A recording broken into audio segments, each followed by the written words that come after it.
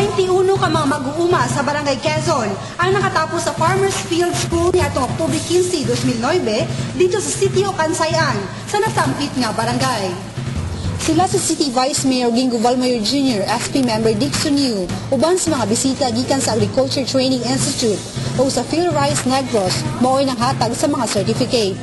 Ang Philippine Seed Board, PSBRC-18, may ilang gigamit sa pagtanom dito sa ilang demonstration site alang sa ilang pagtuon.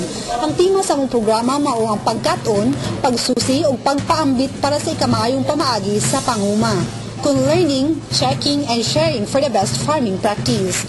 Gidasig ni Vice Mayor Valmayor Jr. ang mga mag-uuma na gamiton gayud ang ilang nakatunan aron ila pagayud nga may sayran ang mga klase nga binhi sa umay nga angay sa ilang yuta.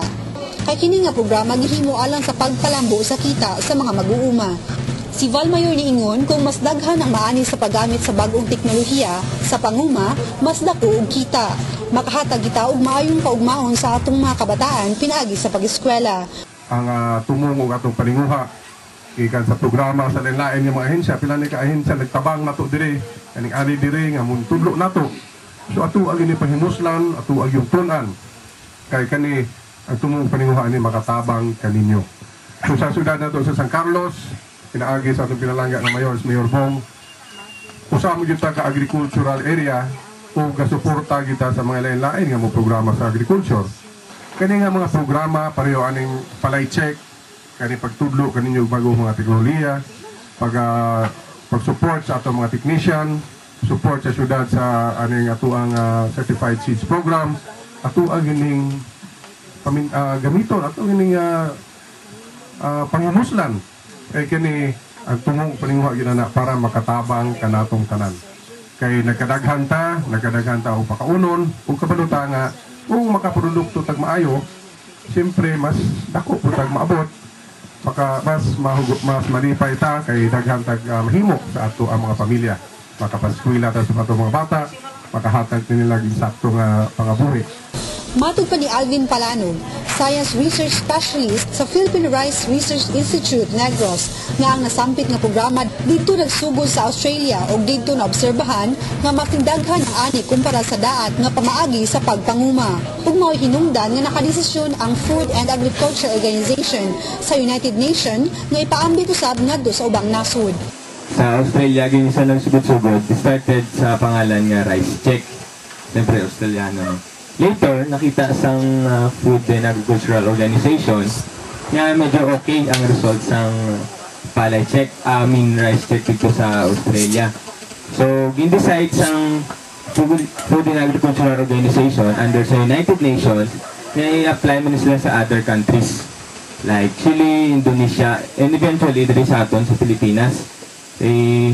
Although kita ang Philippines or ang Pilipinas nag-farm nagidalin sa una, pero nakita nila ang aton niyang yield kumpara sa Australia that time before pa nagsugod ang ilang rice check, ang ila ito patubas ara nasa 6 tons per hectare or 120 kabans per hectare na ila yield. Pag saging gamit nilang sistema sang rice check or sang palay check natin subong, nag-increase nila yield up to 9 tons. Dakong pasalamat sa mga mag-uuma ngadto sa mga ahensya sa kagamhanan nga nagpasiugda sa mga programa. Matud pa sa ilang testimonya kabahin sa ilang kasinatian nga ginamit na ang palay check nga pamaagi. Nagkanayon nga dako kayo posibilidad nga mas daghan ug mas maayo ang ilang anihunon karon kung kini itandi sa kaniadto nilang ani. Ang maong programa gitambayayungan sa lokal nga kagamhanan sa siyudad San Carlos, Department of Agriculture Region Field Unit 6, Office of Provincial Agriculture, Agriculture Training Institute o ang PhilRice Negros. Agriculture Officer ang ginasuportahan ngayon sa Mayor o sa Vice Mayor. Kay labi na niining atong Certified Seeds Program, wala ni sa kani atong mga tuig. Nagsalig lang kita sa mga Certified Seeds na gihatag sa PhilRice. Timely na kayo na nga i-propose ni Mayor o i-approve sa sagon niya ang paglusod ni Panguluhan sa atong Vice Mayor ang atong budget nga 1.2 million for our Certified Seeds Program. Sigon sa survey ni Edgar de la Cruz, kung ang palay na to dire sa San Carlos, ang hiray baligya sa San Carlos, sobra pagani. mao kung magkalisod-lisod ang supply sa ubang lugar, dili kita angay mablaka mayor kay ang supply sa San Carlos sobra pa. Tungod kani sa suporta nga gihatag sa atong gobyerno, pinaagi sa mga technical support.